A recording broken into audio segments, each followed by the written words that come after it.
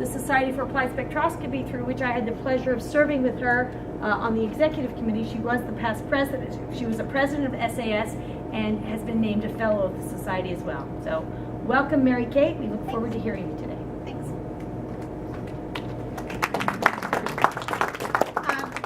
So as Catherine indicated, I'm actually back to where sort of my roots. My grandfather worked at DuPont, but not as a chemist.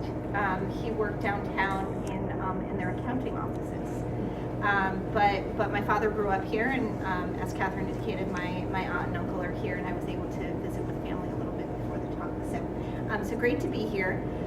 So I'm going to talk to you about the very fun work that I've had the pleasure of doing now for about the past 10 years as a faculty member at St. Anselm.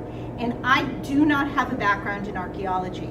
I completely stumbled onto this and was smart enough to say yes when I had someone ask me whether I wanted to work with him. So this is sort of a perspective both from the scientific side of things as well as the fun fact that I get to do this in Italy as an analytical chemist side of things. So I have plenty of science as well as some great pictures of Italy. So this interesting combination of chemistry and classics. So I do teach at a small undergraduate liberal arts college in which the whole aspect of multidisciplinary collaboration is really important, especially to show our students how the sciences and the liberal arts, the non-sciences, can work together and really benefit from people's expertise in both areas. So these collaborations started about in 2003, back when one of our faculty, who is a professor in the classics department, so David teaches Greek and Latin and history courses pertaining to ancient Rome, but he is a classical archaeologist by training. And he saw that archaeology was going through a bit of an evolution in that physical science measurements were becoming more important to archaeology work. And he realized that he needed to expose our students to that, so he wanted to incorporate a lab into his archaeology course. And he asked me whether I was interested in helping him with it because I'm an analytical chemist. And so this initial work was, let's develop a hands-on experiment for non-science majors so that they can walk across from our one of the other buildings that does not have science labs over to our science labs and work with us on doing that. So that's where we started at. And then after that, and that actually resulted in a publication. It was analyzing coins for lead content using Flame AA. And then from there, David realized this was a good collaboration. We worked well together. How about you take a look at some of the samples that we brought back from our archaeology site? Would your students be interested in doing that as some of their research? But still, that was just within our labs at St. Anselm College. But that also was a pretty successful program. He started seeing that maybe we should continue with this. I was smart enough to say, yes, let us keep on working on that. That initial work was on some drainage trench material. So this is a drainage trench at the site. It's really skinny. It's less than like the width of a person. So we know that water was flowing down it. It wasn't like a skinny alleyway or anything. And water had flowed down there and dried as a crust on the inside walls. And we were able to flake it off and bring samples back, and we detected lead in it. And we also had lead pipes at the site. So we were able to connect the fact that the lead pipes were probably feeding water into that trench area. So from there, research is sometimes challenging without really seeing the context from which samples come from. And David was the one that suggested, well, why not come to the site? And why don't you see where these came from? And again, I was smart enough to say, yes, that sounds like a great idea because it's in Italy. And so in 2008, I was able to secure a research grant from the college through our Institute of Politics, actually, to cover my travel expenses in order to be able to go to Italy. And the initial idea was, why don't you just come and see how this works? See what archaeology is, just sort of be a bystander and observe. But I'm not really that kind of person, and I'm an instrument person by both fascination as well as training. And I started thinking, well, is there a way for me to bring an instrument with me so that we could actually do some measurements as well? And at the same time of let's just get the grant to cover my travel expenses, I was fortuitous enough to secure a grant to borrow a portable XRF to also bring with me on the dig. So now I had an instrument, I had the money to go, and that was the first year in 2008 that I participated. The year afterward, that worked great, and we got some very interesting data. We wanted to continue with it. What other instruments would be possible? We were also able to work with an instrument company to borrow a portable Raman and then start incorporating that into our studies. So that's where the whole thing started. So our portable spectroscopy to date, portable XRF, we've actually brought it for 7 seasons total. So some of those I was not attending, but we had the instrument and trained students to be able to go and use it. Materials that we've looked at, really wide range, which is then giving me the opportunity as a professor. I love teaching my students. I also love constantly learning. So it's given me new materials to get to understand chemically, scientifically. So mortars, cements, tiles, ceramics, glasses, all sorts, coins, metallics, pipes, all sorts of different things to take a look at. So these are pictures of some of our students. Catherine, you'll recognize Anna back in her student days at St. A's. So this is using a portable XRF looking at some mortar on the wall. And this is one of our first students who has actually gone back multiple years, Brad Duncan, and he's looking at some lead pipes that we found at the site. Portable Raman we've used across 4 seasons. We don't own a portable Raman, but we've collaborated either with instrument companies to borrow them, as well as now recently for a couple of seasons, we're actually collaborating with Peter van den Abeele's group at the University of Ghent. And so Peter's been able to send a couple of his research students. They're experts in Raman, and that's actually worked really well. So then the Raman has their own set of people running it and doing the analyses. Our students then concentrate on the XRF, and then we blend the sample sets together afterward to see what we can make, what we can learn more about and understand better from both sets of data.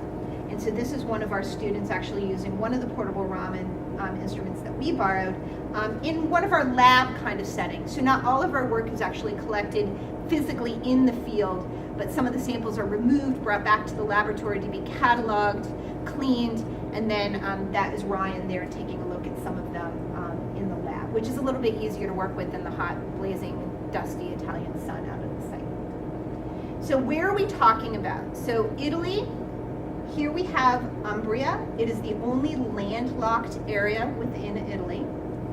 And then from Umbria, we're working in Orvieto, so it's in the western part here. So you have Rome down below, and you have Florence up above. And then specifically within Orvieto, we actually have multiple dig sites, and so here's a few of them here. Our main site is Castel Viscardo, the Corellia site. Here's Orvieto down here, and then Alerona, another one that I'll talk about, is a little bit to the north. So some of the questions that we're trying to answer in incorporating portable spectroscopy at an archaeology dig can truthfully be very simple. And these help the archaeologists who, before the use of chemical measurements at a site, are relying purely on their experience and their visual observation.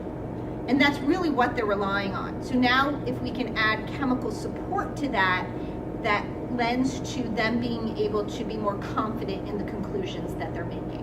So the kinds of questions could be, is this wall here constructed at likely the same time period as this wall over here? Because our site is not Pompeii, for any people that have visited Pompeii. The whole entire thing is not dug up. We have trenches, little holes. So often we have a wall in one trench and a wall in another trench, and maybe they're connected in between and maybe they're not, but we don't know, because we're never going to dig up the area in between. So if we are able to make a conclusion, even though we can't physically see them connected, chemically, if we can associate them, then that's helping us.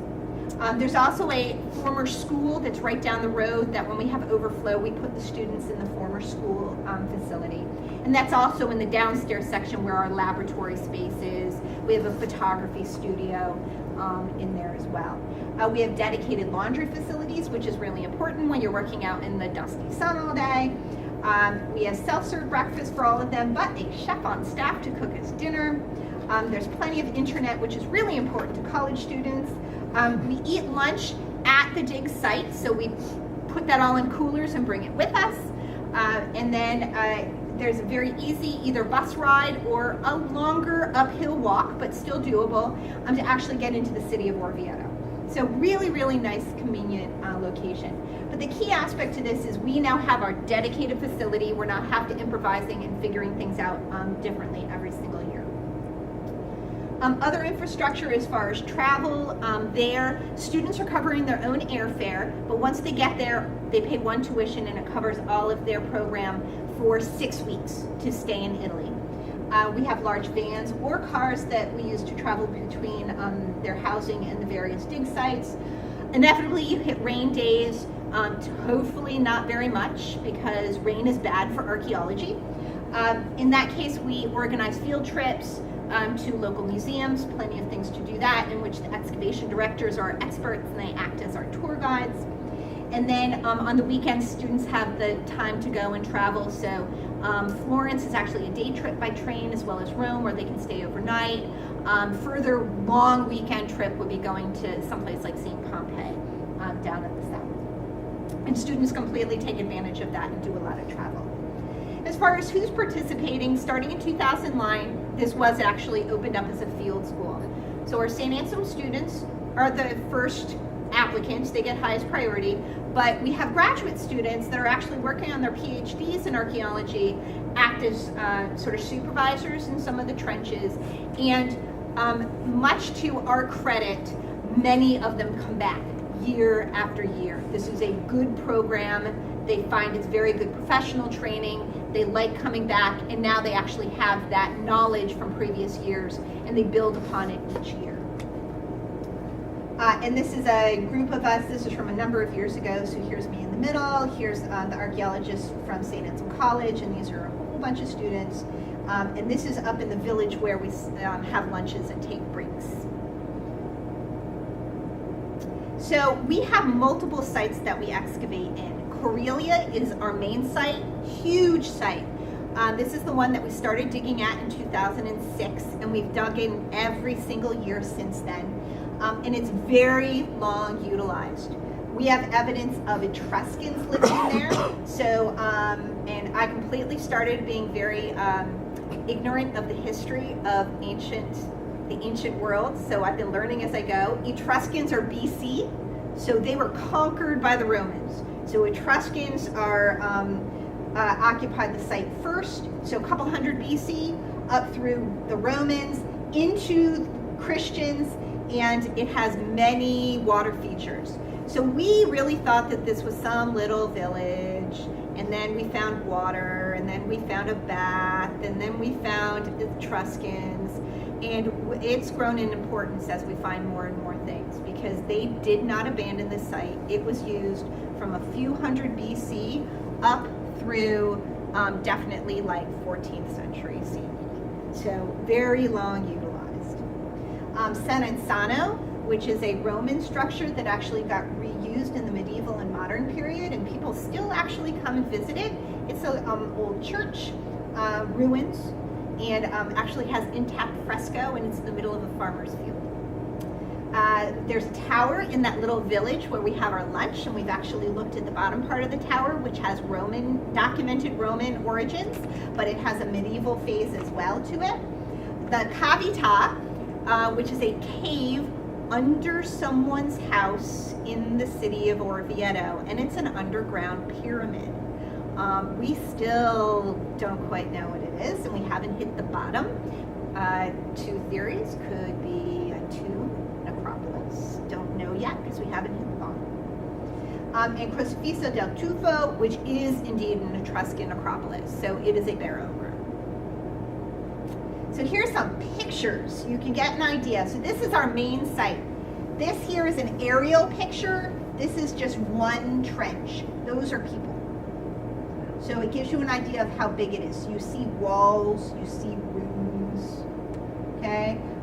This is an area that we were just digging out last season. Here's, again, sort of looking across, and there's a beautiful valley that when you need to rest and stand up, you can look out onto. So you see walls with rooms. So we don't have roofs anymore. They've all collapsed. But you can see what structures used to be like with doorways and things. Here you see some tiles that are still intact. Some of them are broken, but you can still see some of the original very regular shapes to them. This is part of a heated bath system. Water is good. People will travel to get to water. Heated water is even better. So that makes this a very important site that people probably travel to in great distances in order to have access to a heated bath. Here's that tower. And so you can see there's this interesting bottom section that has a different construction style than this upper section here. And so we've analyzed the mortars down here, and they're chemically different from the mortars that are in the upper section.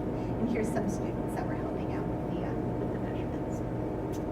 Here's the cavitat. So like I said, this is a cave literally underneath someone's home.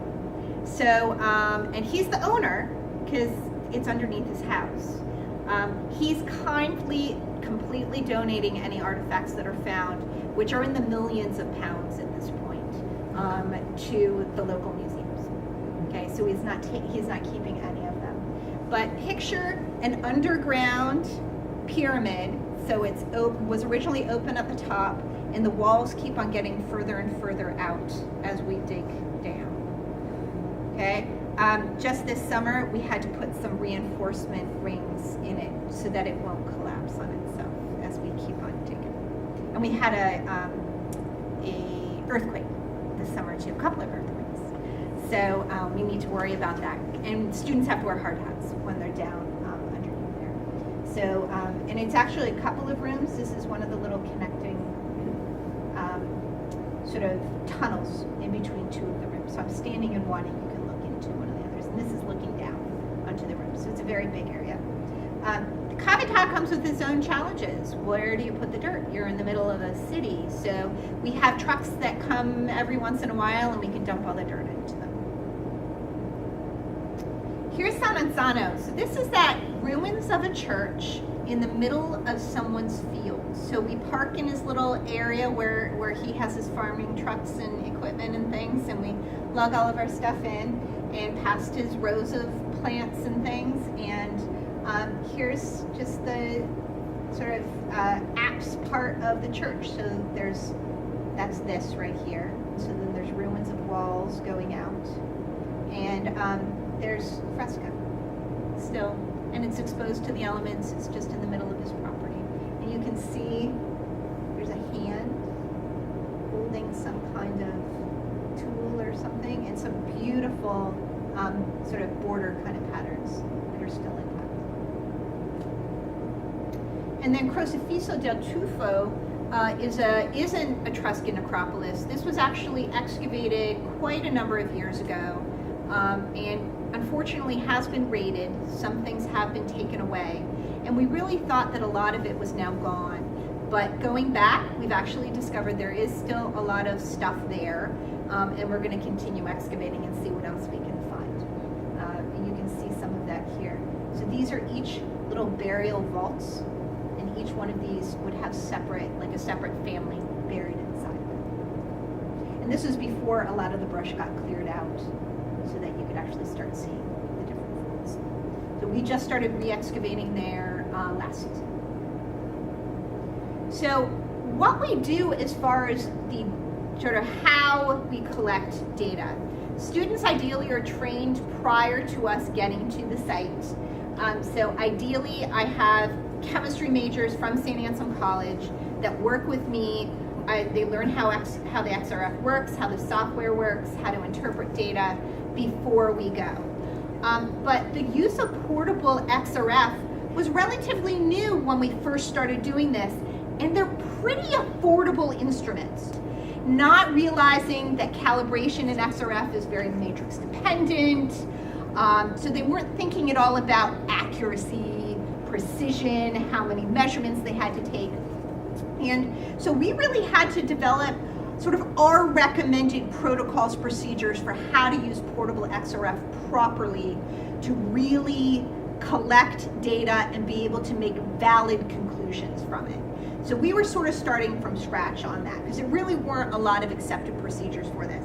So we were able to write that up, and it has been published, and we've even revised those some of those procedures since then, because we still keep on improving it every single year. But one of the key aspects is documenting where we're collecting our measurements. So you can see here we have these little data collection arrows. They have a scale on them. So we label where we're collecting all the data and document it with, I bring my iPad and I collect digital photos, so we know where all the measurements are taken. We also do physical measurements with measuring tapes. We use 3-ring binders a lot. So I actually have a team of students that are doing the collecting of the physical information for where we're going to collect the data.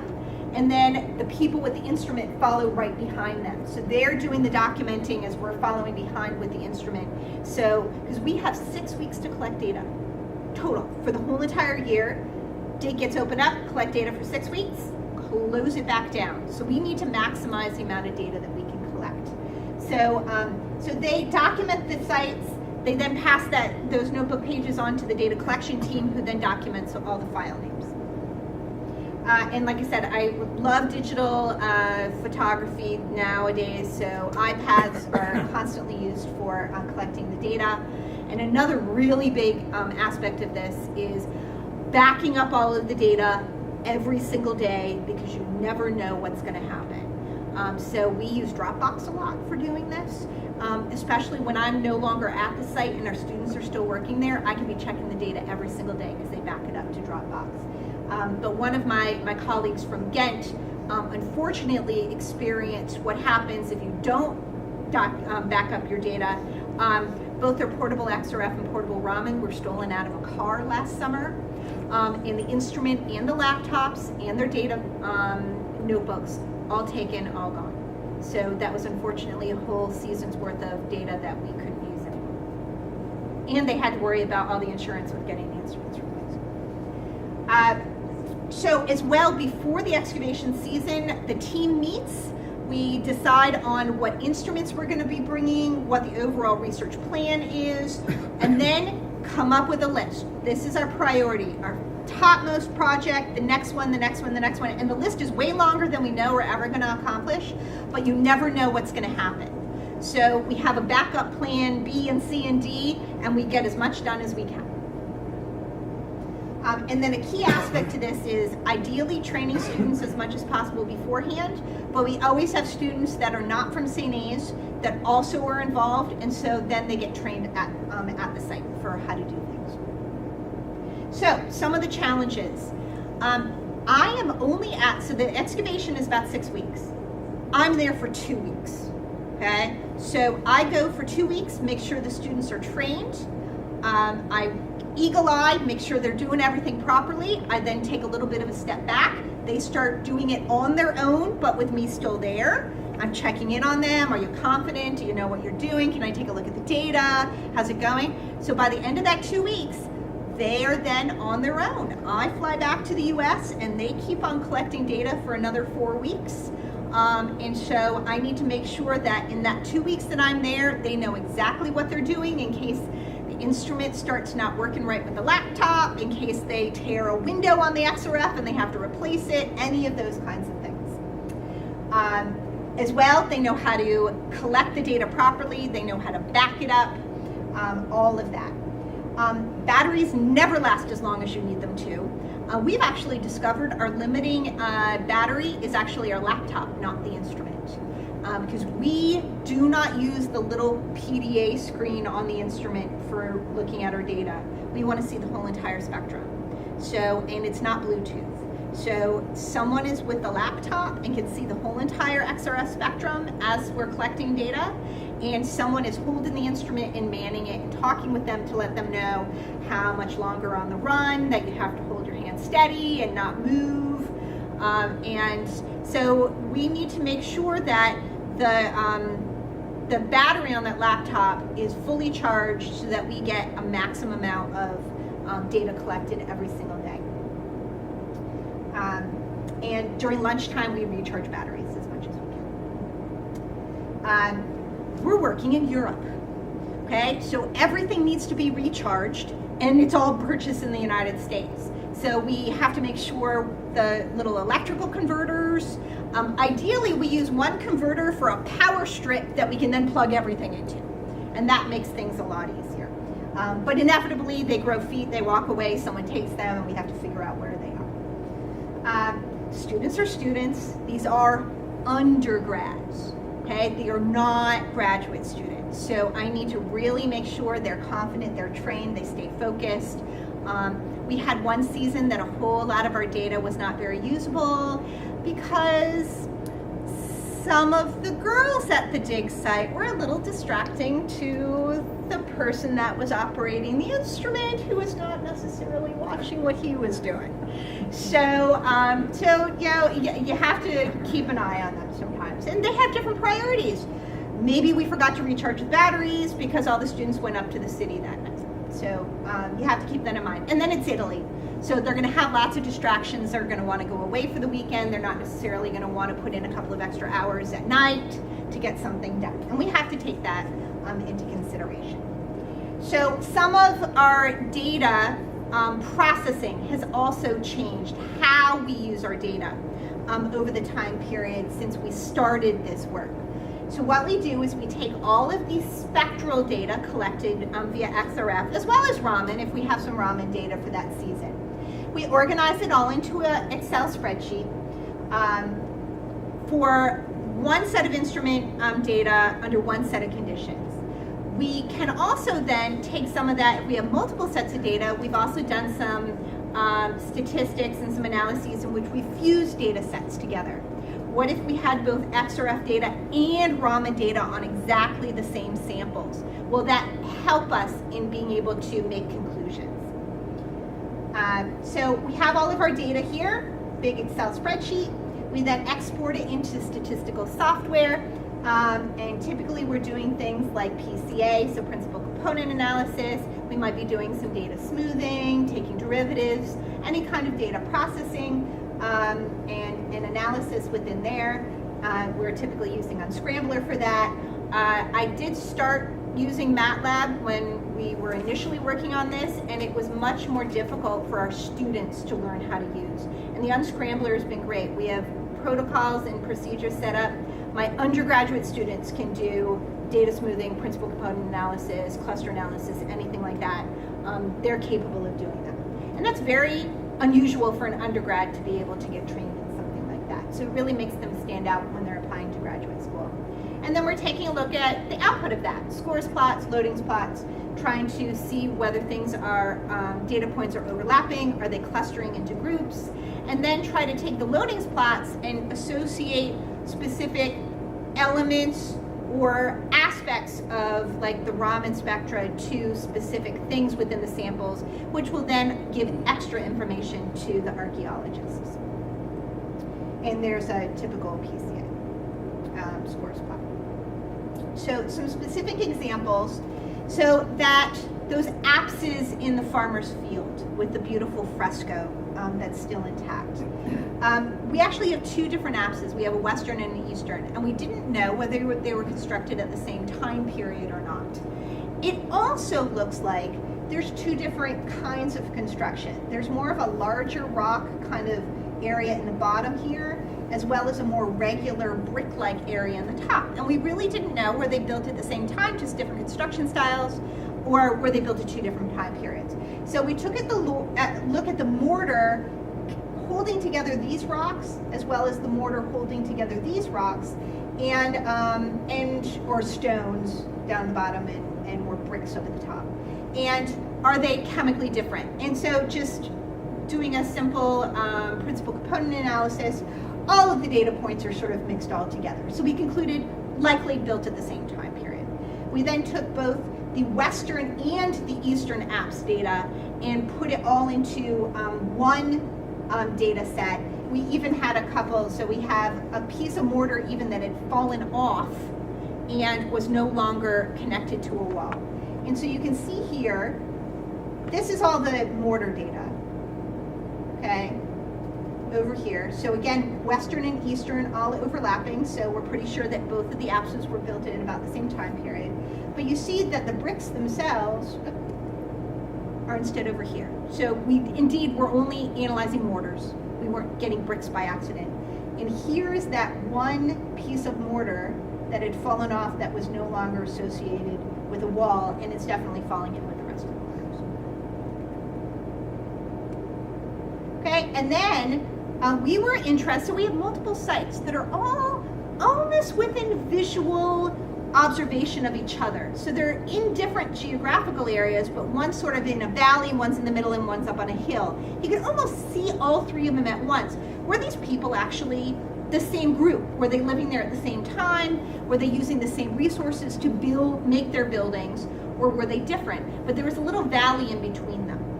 And so we actually took the mortar data from San Enzano, so those are the apses, that tower, just the Roman mortar at the bottom, as well as mortar samples from our Corelia site, which was in the middle. So we have the tower, our Corelia site, and then valley, and then the apses.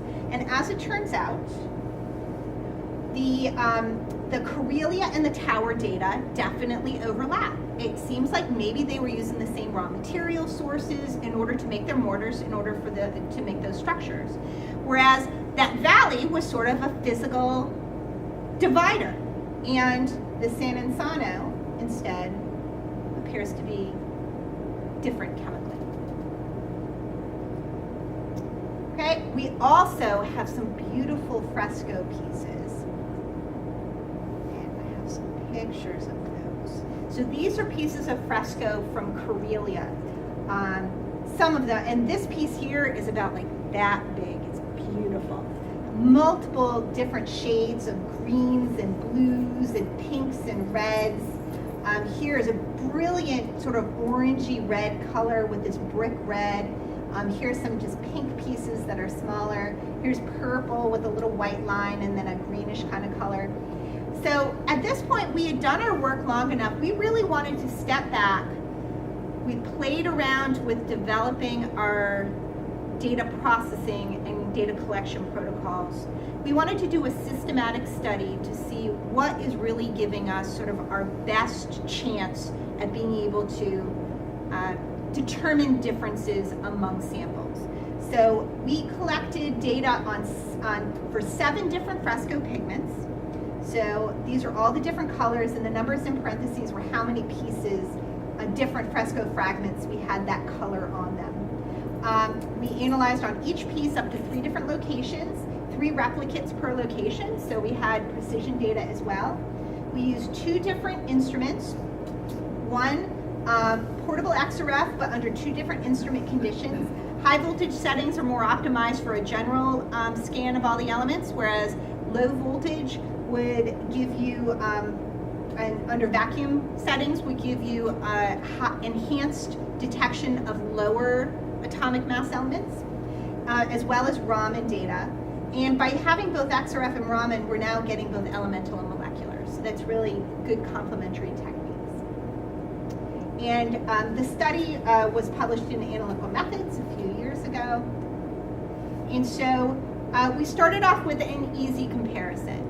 Let's take 2 red pigments, red ochre and vermilion.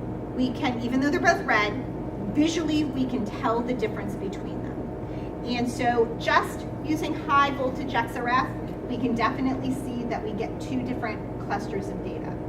Instead, using XRF with just vacuum and low voltage, so this was only the lower Z elements, yeah, getting some separation, not nearly as nice and divided as those 2.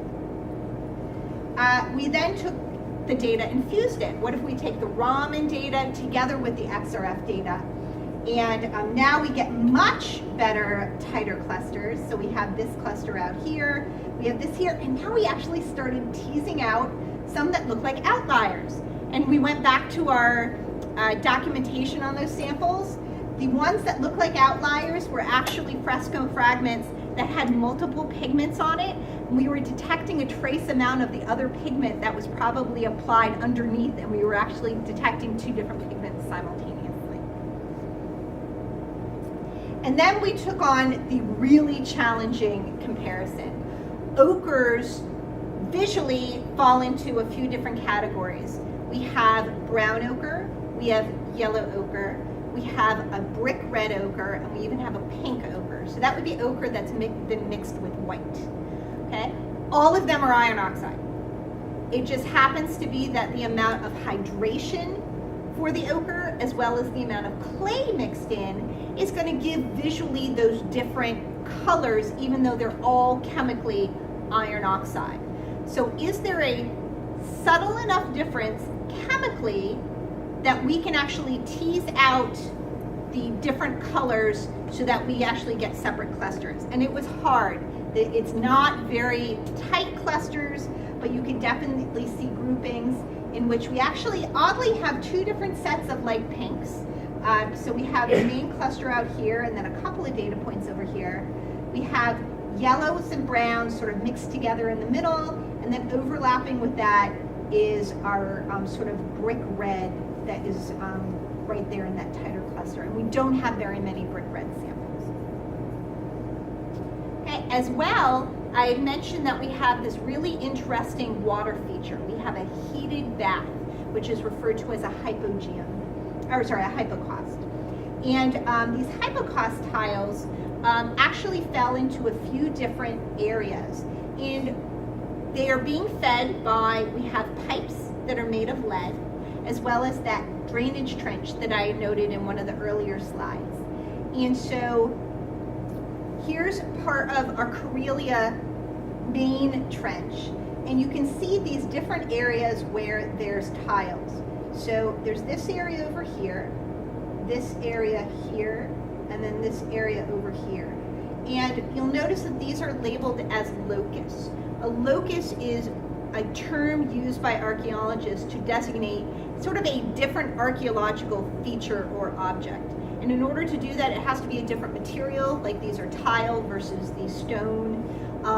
But even for dirt layers, it's the stratification. It's when you see something change in color or contrast or consistency, and we'll declare it a different locus. So those are three different areas. And the results of this were published. We actually were on the cover of Applied Spectroscopy a few years ago. And so these are up-close pictures. So you can see the definite regular tiles for each of the areas. And for someone collecting field data with portable XRF, these are perfect samples for in situ analyses. Trying to collect data on mortars on a vertical wall when the mortar is partly decaying and crumbly and not flat. These are horizontal, they're smooth, they're flat, they're much easier to analyze. So we got some really great data sets out of them. So this actually was data we collected over multiple seasons. So 3 different seasons, 2 different XRF instruments made by 2 different manufacturers, and our data collection protocols changed, they evolved. So in the earlier years, we had not as much data, not as many locations, relying on factory calibrations, whereas later on, much more data, more replicates. So were the conclusions we made early on really, are they different or are they agreeing with them later on? So here's the data from our 2009 study. So this is the first time we looked at the hypocaust tiles. And so you can see here, we have 2 of the loci, 173 and 212 are overlapping and over here, and then the other locus 205 is separate and over here. And this is back when we were using the factory calibrations for our results. We then figured out instead we wanted to use the spectral data. And so starting in 2010, we were doing that instead. You'll notice there are more data points here. We analyzed the same loci again, and still we're getting that same kind of the 173 and the 212 together, and then the 205 together over here. We then went to even more data. Again, you see a lot more data, still the same clustering.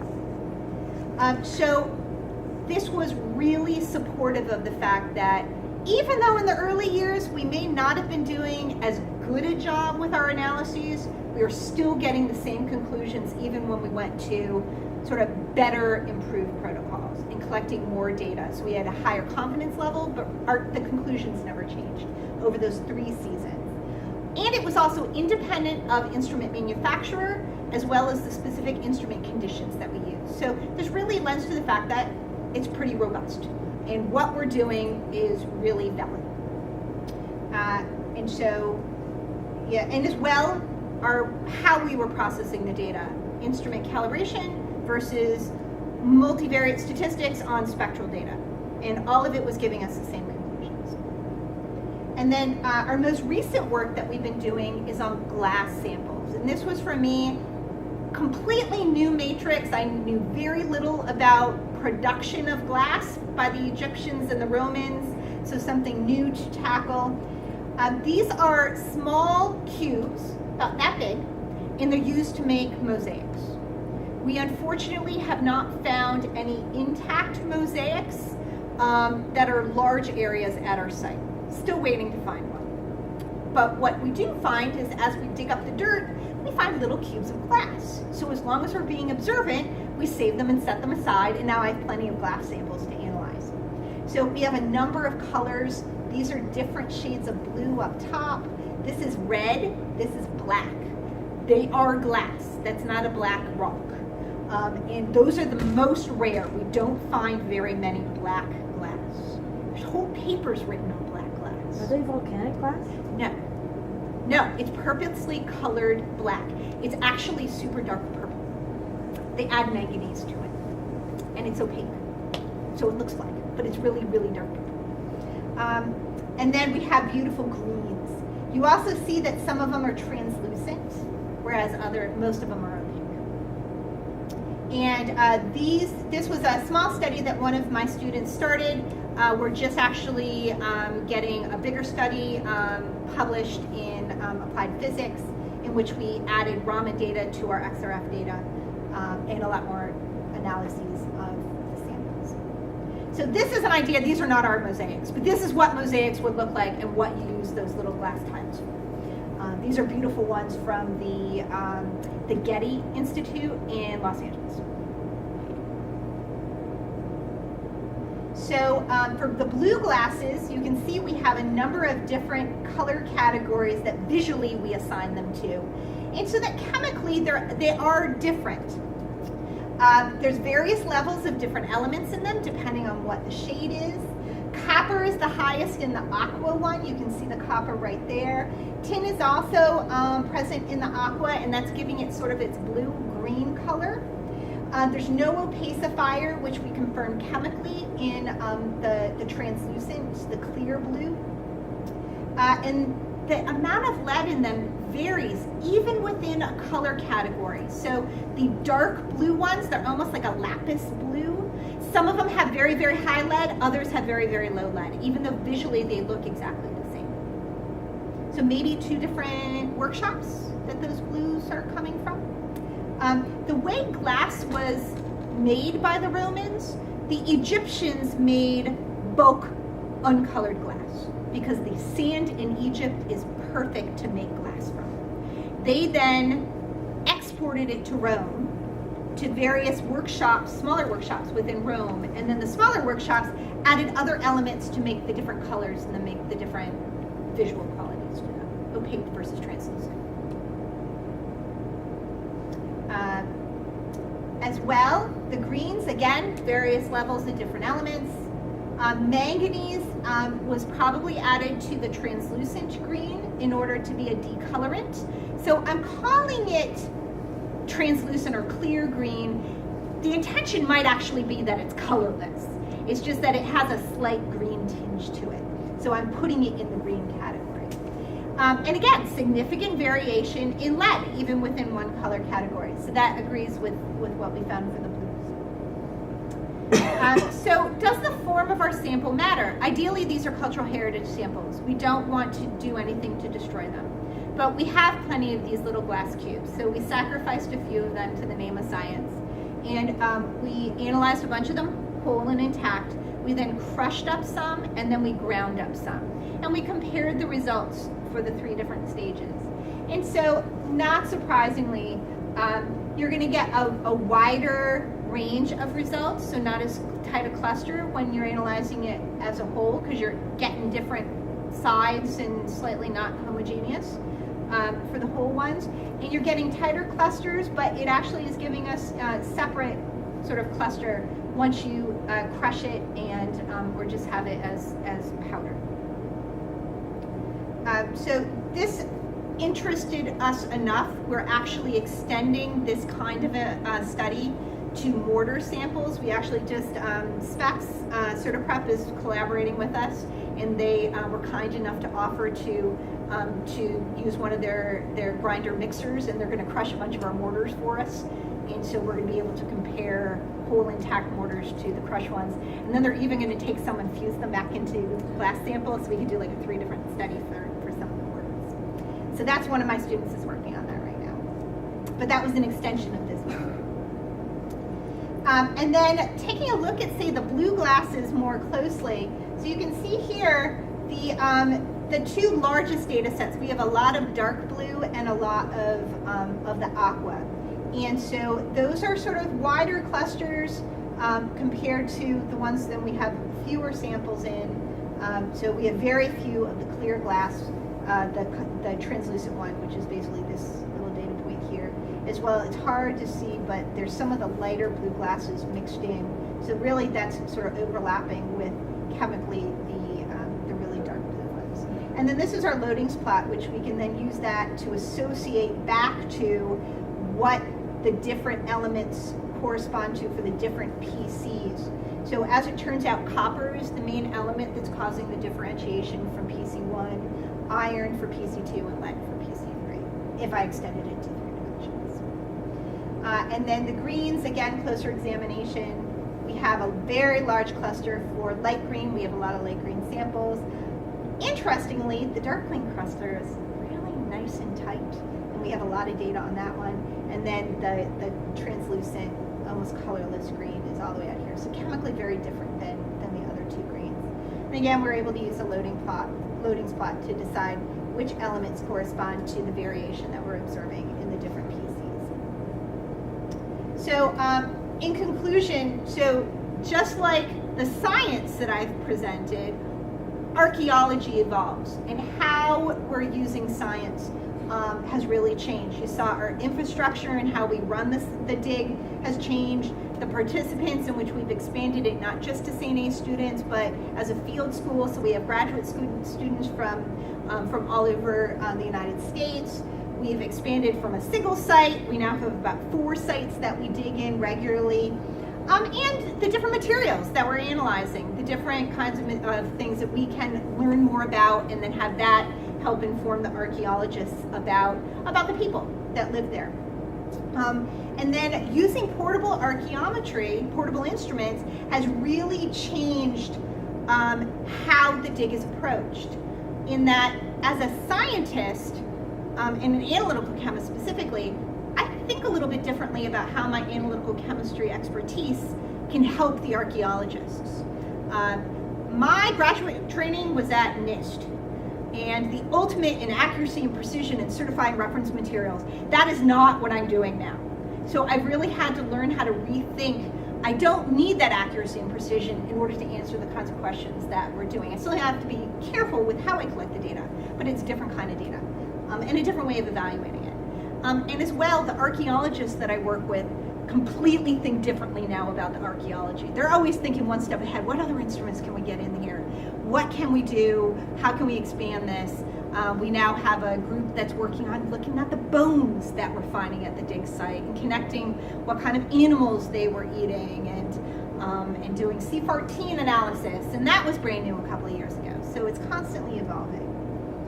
And as I already mentioned, the kinds of materials that we're looking at. We started out simple. Let's look at construction materials and mortars. And we've expanded that into fresco, and I've learned all about pigments and mineralogy.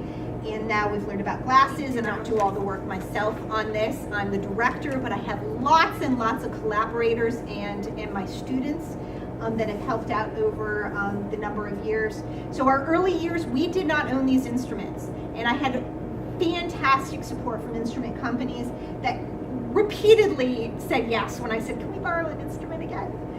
So that would be Bruker, and specifically Bruce Kaiser there, in which we got loaners from them for a number of seasons, as well as multiple seasons from Innovex.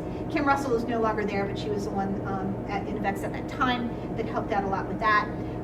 Collaborators, so these are the archaeologists that I work with, and really love the fact that we have science, physical science, and chemical measurements going on. So David George is the one at St. Anselm College, and then Claudio Bizzarre is the archaeologist in Italy that we work with.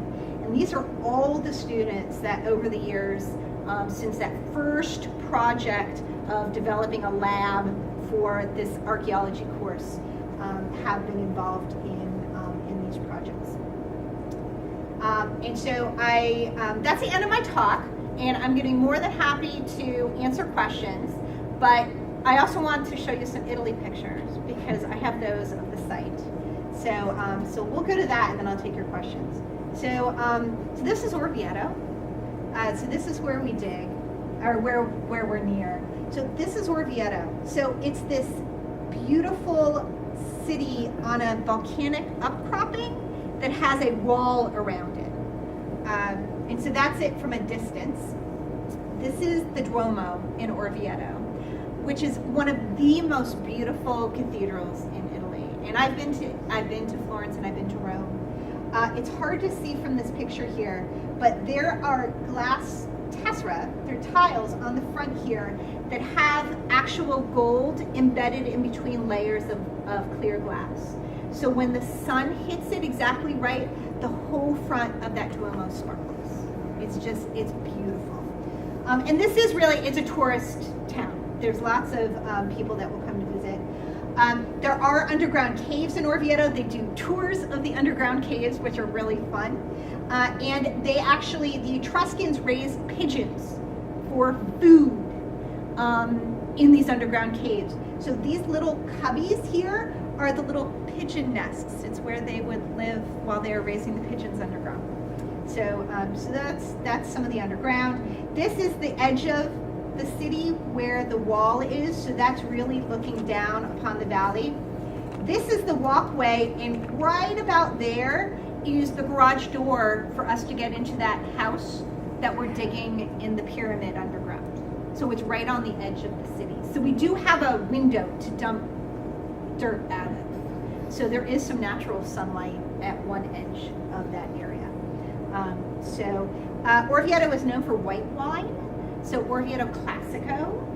So that is definitely one of the advantages to being there.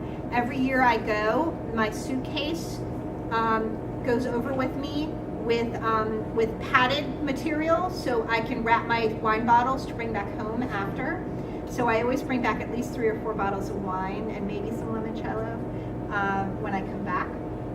And then this is part of the piazza where the Duomo is, another side of it, and that is my favorite gelato place, because that's one of the best things. So people ask me if I know Italian, and I have gone to the dig like 5 times. I speak cappuccino and I speak gelato. So, and then a few other phrases here and there. Here's another picture of sort of Orvieto. So this right here, that's that cathedral. So you can see the middle section of the 2 spires, so it's on the side. Orvieto, and here's another picture of sort of the edge of the city. You can see right here down to the valley. Orvieto is known for their wild boar, and that's one of their food specialties. So cingale is a kind of ragu that you make with the wild boar, and it's typically served over wide, like pappardelle pasta. This is another product of the wild boar. This is guanciale, which is the bacon made from the cheek from the wild boar. And so you serve it with balsamic vinegar and a little bit of really good extra virgin olive oil over it. And it's certainly really good with a glass of white wine and some crusty bread. And this is at a little wine bar that I'm looking at the Duomo as I'm sitting there eating all of it. Not far from Orvieto is Todi, and then Perugia is the capital of Umbria. So this actually is Perugia right here, and then this is Perugia. Anyone know what that is? Aqueduct. Yep, it's an aqueduct, which is now a pathway. But that's an aqueduct. So this is from just this past summer. I had never gone to Perugia before. So that was one of my weekends. So I went to Todi and I went to Perugia.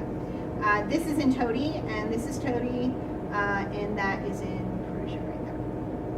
So that is all of my, oh, and I mentioned this, where I dig is not Pompeii. So Pompeii is that's a long weekend away. And I have been to Pompeii as well as Herculaneum, which is another excavation site, which is better than Pompeii. But it's in the same geographic region. And so these are some pictures that I took.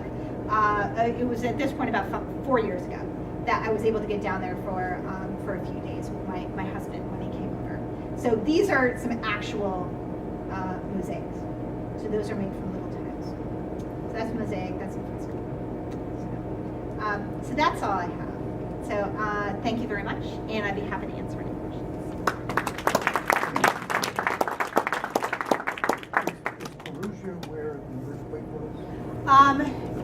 I don't think the earthquake was in Perugia. The earthquake was about 100 miles away from Orvieto. We did, though, actually have one of the walls at our excavation site crack. And we ended up actually having to get a specialist because it was,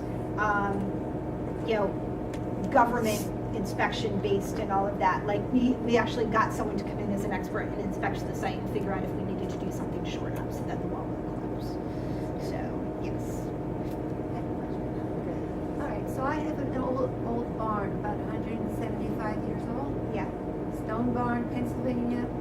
All the mortar had washed out over the 175 years. I had to pick up the rocks and put it all back together again. How is there still mortar left in these buildings that are 2,000 years old? Don't forget, these were all buried. Okay, or at least a lot of them were buried, so that it was protecting it from all that exposure to the elements for many, many years, and we just unburied them. But we do have that problem, is that the walls that got unburied like 10 years ago are in much worse repair now because they have now been exposed to 10 years of the elements. That we have had to do things like put up special boards with supports to make sure that they don't collapse. And it is a concern for us. We're much more confident when we collect data on freshly excavated areas versus an area that was excavated 3 years ago and then has been exposed to the elements, and maybe things are washing out of it and it's not chemically the same as it was originally. So, but we know when they're excavated, so we can track back if the chemistry isn't making sense to figure out whether it was actually more of an environmental change. There's a question here. I had a quick question. That was a very nice talk. Thanks. You mentioned early on about your seed money of getting started and how you got to travel over there and your collaboration. What kind of funding do you have now, and is there any kind of federal funding that's involved in the project? We don't have federal funding, although we've reached, for some of the early years, we were trying to apply to NSF and get funding for some of this.